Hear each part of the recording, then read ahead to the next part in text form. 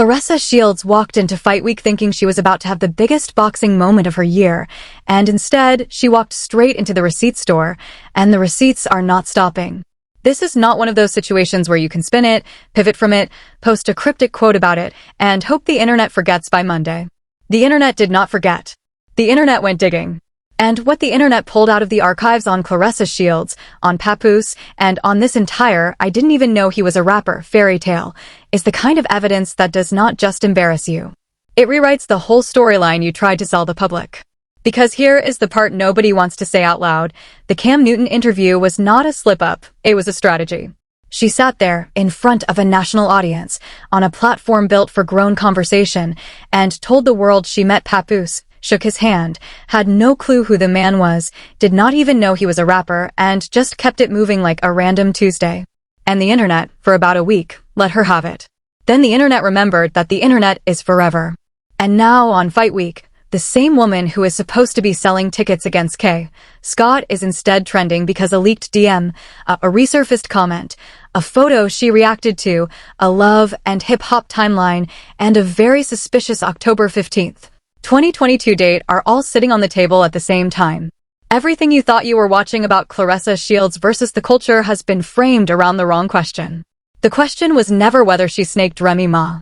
The question is why she thought a woman who was in Remy Ma's own inbox in 2020, liking her posts, taking fashion tips, and calling her friend, could go on Cam Newton in 2026 and pretend Papoose was a stranger. Because when we get to the October 15th, 2022 moment later in this video, and I promise you we are getting there, you are going to understand that this was never a coincidence, this was never a misunderstanding, and this was never, "I didn't know." This was a woman who knew exactly who both of them were, and picked her lane anyway. So buckle in, because Fight Week is about to get real ugly. Drop your thoughts in the comments, hit like, and subscribe. Let's get into it. Now let me set the table properly, because a lot of people are jumping into this Claressa Shields conversation halfway through the movie, and they are missing the first 30 minutes that explain why any of this actually matters. Claressa Shields is not a random name.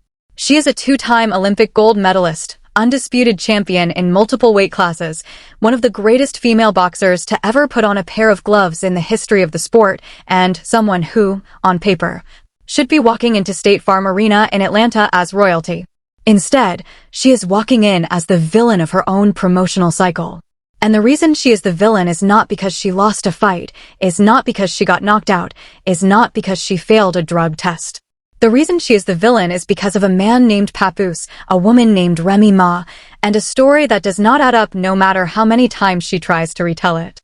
Papoose, for anyone who somehow needs the refresher, is a New York rapper who has been in this business for over 20 years, a man who was signed to Jive Records with a reported $1 million advance back in the day, a man who was on BET Cyphers, a man who was on Love and Hip Hop New York across multiple seasons with his wife Remy Ma from 2015 into 2020, a man whose entire public identity for the last decade and a half has been built around the phrase Black Love, and the woman he called his Queen. Remy Ma is a legend in her own right, a Bronx rap icon, a Terror Squad alum, a woman who came home from prison and rebuilt her career into a Grammy-nominated, chart-charting, television anchoring force. These are not obscure figures. These are people whose faces have been on billboards, on VH1, on BET, on stages next to Fat Joe, on cyphers with Lauryn Hill and Rhapsody, on every timeline that has ever cared about hip-hop. And Claressa Shields, a self-described lifelong love and hip-hop viewer, wants us to believe that she managed to walk through this culture and never once bumped into either one of them until she shook Papoose's hand at the Shakur Stevenson fight and had a blank stare. The stakes here are not just about a rap wife feud or a mistress narrative or a boxing pay-per-view. The stakes are her legacy. Because when she hangs up the gloves, and that day is coming sooner than she wants to admit, the last chapter of her story is not going to be the Olympic golds. It is going to be this. It is going to be Fight Week in Atlanta, tickets not moving, Floyd Mayweather allegedly being paid to show up, Emonique doing damage control videos, Charleston White getting arrested with no license, and a rapper's wife sitting on years of screenshots. That is the crisis. And the question everybody should be asking is, if she was willing to lie this brazenly about how she met Papoose, what else has she been lying about? Because a lie this specific, this detailed, this rehearsed, does not exist in isolation. A lie like this is protecting something. And we're about to find out what. Let us start with the surface, because the surface alone is already catastrophic. Pull up the Cam Newton interview, the one everybody has been passing around, the one where Claressa is sitting there with the calm confidence of a woman who thinks she has the story locked in.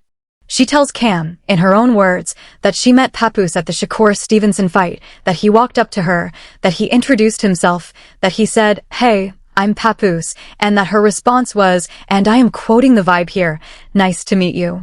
She then adds, and this is the part that broke the internet, "I didn't know who he was. I didn't even know. I don't even think I knew he was a rapper." That clip alone should have ended the conversation, because anybody with a functioning memory of the last 10 years of hip-hop knows that Papoose is not exactly hiding. But it gets worse, because in that same media run, she also sat with Tamron Hall and started talking about how they exchanged poetry, how they built this instant connection, how the whole thing was so organic. Now put that against surface evidence piece number 2, which is the Papoose Vlad TV interview where Papoose himself, in his own words, on his own camera, pulls up his phone to try to prove the meeting was innocent and instead pulls up a screenshot that has October 15th, 2022 sitting right at the top of it, which is a full 9 months before the July 2023 Shakur Stevenson fight where they supposedly met for the first time. He literally handed the internet the receipt that ends his own story, and he did it while he was trying to defend it. Surface evidence piece number 3, the promotional collapse of this entire Atlanta fight card. Look at how the fight has been rolled out. Look at the Zeus Network posts. Look at the way Remy, the head of Zeus, has been formatting every single announcement, with Claressa Shields hyperlinked, capitalized vs. K, Scott not tagged, fire emoji at the end. Now look at the Floyd Mayweather post that dropped this week, the one that is supposed to be Floyd personally announcing he is coming to Atlanta to see the GWAT. Same exact format. Claressa Shields hyperlinked. Capitalized versus K, Scott not tagged. Fire emoji at the end. That is not Floyd typing that. That is Remy typing that. Which means Floyd is, in the most polite terminology I can offer, allegedly on the payroll for a fight week appearance. Surface evidence piece number 4, the K, Scott disrespect, because this is not just about Claressa, this is about how the entire promotion has been treating her opponent like an afterthought, not tagging her, not booking her for face-offs, not building her as a real threat, because the truth is the promotion knows this fight is not selling on the sport, it is selling on the scandal, and the scandal is Claressa, and the scandal is Papoose, and the scandal is that Remy Ma is still out here, posting cryptic captions while her ex-husband is doing radio runs with a woman he says he met at a fight in Newark. And the funniest part about all of this is that the more they try to hide it, the more they expose it. Because in the age of the internet, in the age of screenshots, in the age of forensic timeline analysis by regular fans on Twitter, the story you tell on Cam Newton has to survive the archive check. And Claressa's story is not surviving anything. Every piece of surface evidence, from the Cam Newton clip to the Vlad TV date stamp to the Remy formatted Floyd post to the K, Scott burial, is pointing at the same central truth. The entire narrative is being manufactured in real time. And it is being manufactured badly. And oh, do I have more for you. If you thought the Cam Newton clip and the Vlad TV date stamp were the top of the mountain, you have not seen anything yet, because the internet went into the archives and pulled things out that Claressa clearly forgot she left there. And I want the Papoose defenders and the Claressa defenders to buckle in for this one, because the next section is not opinion, it is not analysis, it is receipts, dates, screenshots, and comment sections. And the best part is, every single one of these pieces was left in public by Claressa herself. Let us go layer 2, cultural evidence, because this is where the real damage happens. Piece 1, Claressa Shields liking Remy Ma's posts throughout 2020, 2021, and 2022. Not one post. Not 2 posts. A pattern. Every time you scroll back through Remy's archived engagement, Claressa's name shows up. Which means Claressa was not a stranger to Remy. She was a follower. She was an engaged fan. She was in the ecosystem. And Remy Ma, in 2020, 2021, 2022, was still very publicly married to Papoose. The Easy the Block captain drama that reportedly rocked the marriage did not surface until 2023. So during the years when Claressa was liking Remy's posts, Papoose was still tagging his wife in captions, still calling her the queen, still posting family photos with their daughter, still doing red carpets as husband and wife. It is not physically possible to follow Remy Ma's account that closely in that era and not know she was married to Papoose. It is not possible. Piece 2. The direct message exchange between Claressa and Remy, where Remy is giving Claressa fashion tips, where Remy is complimenting her looks, where the two of them are friendly enough that Claressa is asking about high heels and outfits. That is not the relationship of a stranger. That is the relationship of somebody who admires you, who has been watching you, who has studied your presence. Piece 3. Claressa's comment on a photo of Remy and Papoose together. The internet found it. There is a screenshot floating around where Claressa Shields, the same Claressa who told Kim Newton she did not know who Papoose was, reacted to a joint photo of Remy Ma and Papoose. You cannot react to a photo of two people and then claim you did not know one of them. That is not how eyes work. That is not how Instagram works. That is not how memory works. Piece 4. The love and hip-hop paper trail. This is where it gets absurd. Because Claressa Shields has a public tweet history that dates back to 2012 and 2013, where she is openly talking about love and hip-hop, about how she cannot wait for the new season, about how she is watching the Atlanta franchise, about how she has opinions on the characters. Fast forward to 2022, and she is still tweeting about love and hip-hop, this time about a character named Yandy, this time about Country Wayne appearing on the show. Which means she was a love and hip-hop viewer in 2012, 2013, and 2022. And what happened between 2015 and 2020 on Love and Hip Hop New York?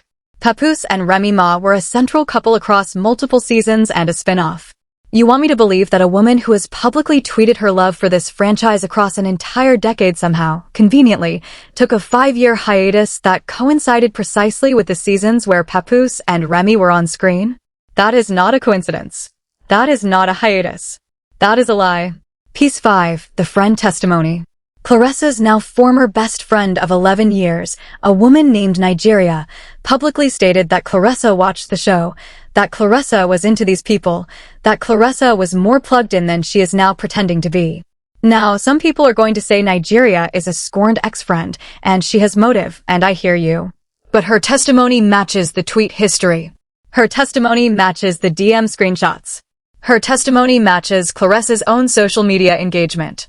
When 4 separate categories of evidence all agree, and the only person disagreeing is the person who has the most to lose from the truth, we are not dealing with reasonable doubt anymore. We are dealing with a story that has already collapsed and is waiting for the person telling it to admit it. Now, I want to give the counterargument its moment because I believe in fairness. The counterargument is that Claressa lives a busy life. She is an athlete. She is on the road. She trains. She does not have time to keep up with every rapper's marriage. Fine. I will give you that argument for a random rapper. I will not give you that argument for Papoose and Remy Ma when the woman was liking Remy's posts, when the woman was in Remy's DMs, when the woman was a decade-long viewer of the show they were on. And when we are about to get to the part where 2 things happened on the exact same day in October 2022 that make this entire counterargument dissolve into dust.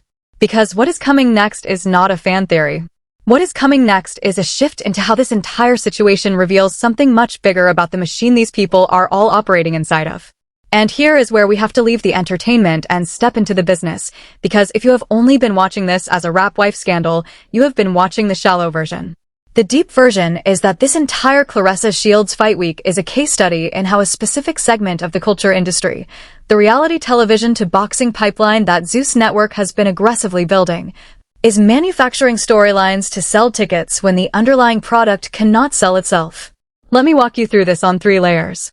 Layer 1. The Zeus Network engineered narrative. Zeus Network, run by Remy, has built its business model on cross-promoting reality stars from baddies, from various urban reality franchises, into other verticals. Music, boxing, live events, pay-per-views. Their model requires drama.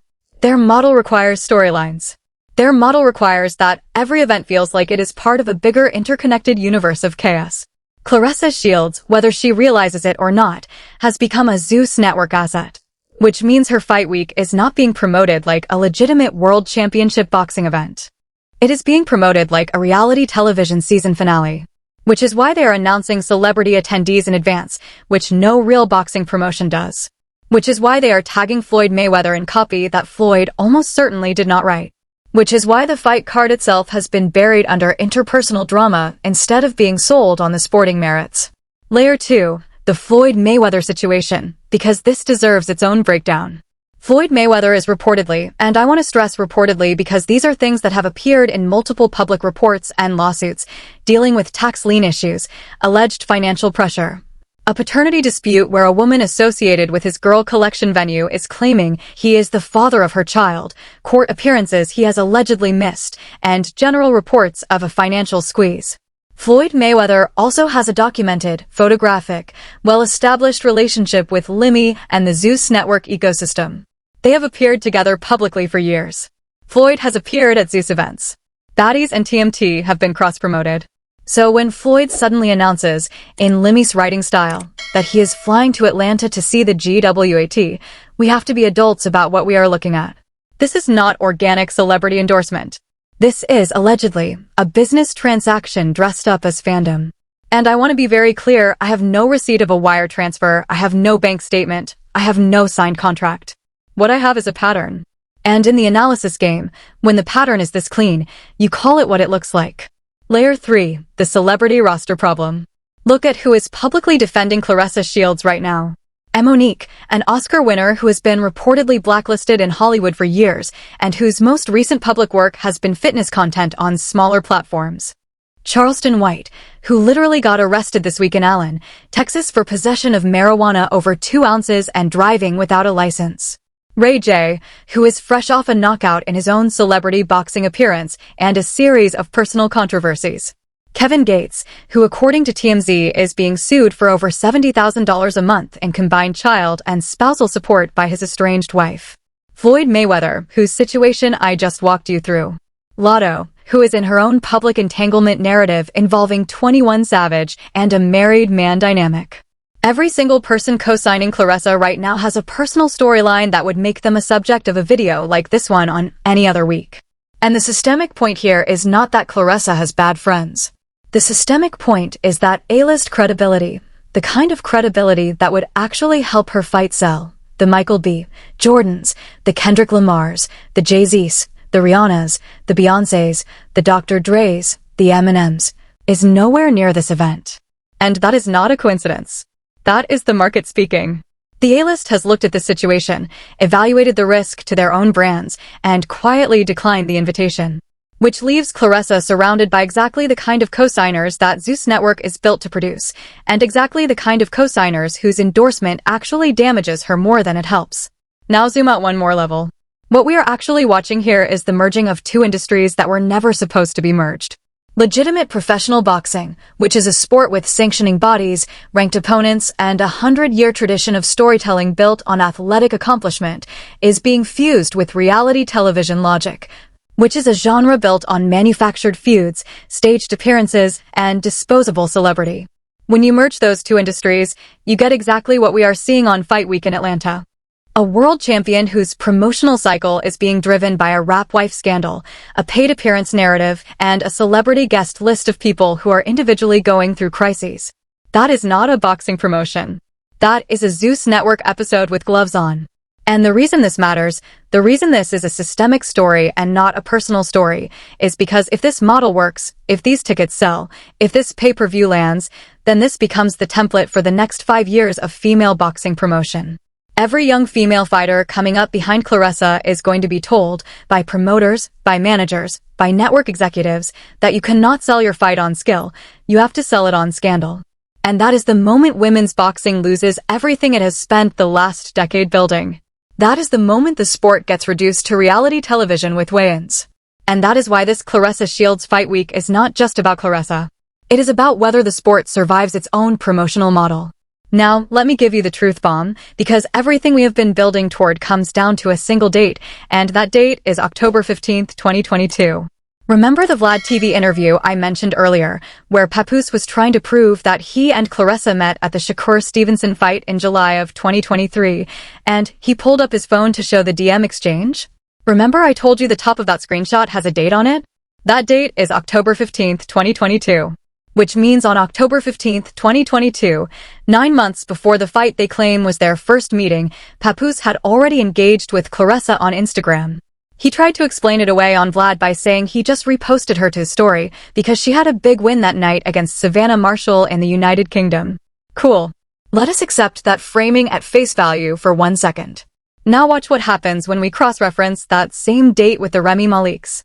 Because when the entire scandal broke, Remy Ma released a series of screenshots showing her past communications with Claressa Shields. And one of those screenshots, one of the ones she made public to prove Claressa was in her DMs as a friend, is dated October 15th, 2022. And what does that message say? It says, in Remy's own words, "Yes, I'm screaming in here. Congratulations, GWOT." And Claressa Shields hearted it. She reacted to it. She acknowledged it. So put those two facts on the table next to each other. On October 15th, 2022, after Claressa's victory over Savannah Marshall, Papoose engaged with her on Instagram. On October 15th, 2022, after Claressa's victory over Savannah Marshall, Remy Ma direct messaged her a congratulations. Claressa hearted Remy's message. Papoose posted her to his story. This is a married couple. On the same night. Both reaching out. Both congratulating. And Claressa Shields wants us to believe that on this exact night, she still did not know these two people were connected, still did not know Papoose was a rapper, still did not know Remy Ma was his wife. That is not a coincidence. That is not a memory lapse. That is not a busy athlete's schedule. That is a woman who received simultaneous congratulations from a husband and wife team, from two verified accounts, from two people whose relationship was publicly documented across a television franchise she had been watching for a decade, and then went on Kim Newton in 2026 and pretended none of it happened. And then here is the kicker. A week later, on October 22nd, 2022, Papoose posted a photo of himself and Remy Ma at a wedding together, dressed to the nines, and captioned it with a full praise post about black love, about his beautiful wife, about how marriage matters, about how they were honored to be in attendance together. So the entire window we are looking at, the exact period Claressa Shields wants us to believe she was oblivious to Papoose's existence, is the exact period Papoose was actively, publicly, and lovingly posting his wife. This is not Papoose hiding a marriage. This is not a couple in secret separation. This is a very public, very loud, very tagged, very captioned, very fully documented marriage that Claressa Shields was orbiting from the sidelines the entire time. And what that means, when you strip all the excuses away, is that the Cam Newton story was not a mistake. It was a rehearsed alibi. It was designed to give Claressa a clean origin story for a relationship that has a much messier real origin. And the internet has now, thanks to Papoose's own Vlad TV screenshot and Remy Ma's own leaked DMs, been handed the exact same date on both sides of the story. There is no wiggle room. There is no reinterpretation. There is only the receipt. And the receipt says the meeting story is a lie. So where does that leave us? It leaves us exactly where the discipline versus the drama story always ends. Because while Claressa Shields is spending her fight week doing damage control, deleting comments, arguing with radio personalities, body-shaming Ms. Chinica from Atlanta Radio, calling women Miss Piggy, defending a rehearsed origin story that has been publicly demolished by her own boyfriend's Vlad TV screenshot, Remy Ma is on the other side of this doing what she has done for her entire career. Working. Recording. Showing up. Not addressing it beyond the leaks that spoke for themselves. Remy Ma did not have to say a word in her own defense, because the receipts said everything. And that is the difference between someone whose career is built on the sport, on the craft, on the work, and someone whose career is currently being propped up by a Zeus Network promotional cycle. The person with integrity does not have to defend anything because the record defends her. The person without integrity has to talk every single day because silence would let the truth catch up. And I want everybody watching this to understand something because it matters beyond this one story. When you build your career on discipline, on the work, on the craft, on treating the people around you with basic respect, you build something that survives a bad week. Remy Ma is going to have another album. Remy Ma is going to have another movie. Remy Ma is going to be on another cypher. Because her foundation is built on 20 years of receipts that go the other direction. Claressa Shields, on the other hand, is walking into a fight where the tickets are reportedly not moving, where celebrities have to be allegedly paid to attend, where her most vocal defenders are people currently dealing with their own arrests, lawsuits, and public failures, and where the promotional narrative is being written by a Zeus Network executive who cannot even be bothered to change the copy formatting between his own posts and Floyd Mayweather's. One person makes moves that outlast the news cycle. The other makes moves that the news cycle is currently strangling. And when the dust settles on this fight, When the Atlanta lights go down, when the Zeus stream ends, the person who is still going to be booked, still going to be respected, still going to be called when the culture needs a real one, is not going to be the person who lied on Cam Newton about a handshake. It is going to be the person who let the receipts do the talking. That is not me being biased. That is the pattern of this industry across every decade you can look back at. The receipts win. They always win. And the receipts on this one are already in. But this is only the start, because two things are about to happen in the next 2 weeks that are going to make this fight week look like the appetizer. First, the K. Scott's side of this story has not been told yet, and there are reports that her camp is preparing to speak on how they have been treated during this promotional cycle. And if they say what I think they are going to say, the Zeus network gets exposed on a level that goes way beyond one fight. Second, the Remy Ma team, from everything I am hearing, has not released all of the DMs. What has been made public is a fraction of what exists. And if that second wave drops during or after fight week, we are going to be back here with a video that makes this one look like a warm-up. So subscribe, hit the bell, turn on the notifications, because when the next chapter of this story breaks, you are going to want to hear it from somebody who is going to give you the receipts, the timeline, the analysis, and the truth. Not somebody who is on the payroll. Drop your thoughts in the comments and tell me what you think about the October 15th, 2022 coincidence, because I want to see if anybody in the comments can find a way to explain it that does not end with Claressa Shields lying on Cam Newton. And before you click away, the next video you need to watch is the one I have been building all week, the one that walks through exactly how Zeus Network has been quietly buying its way into legitimate boxing, exactly which fighters are on their radar next, exactly why the sport is about to get overrun by reality television logic, and exactly what the old guard of boxing is planning to do about it. That video is coming up next, and if you thought this Claressa breakdown was heavy, wait until you see the paper trail on that one. Click it now. I will see you over there.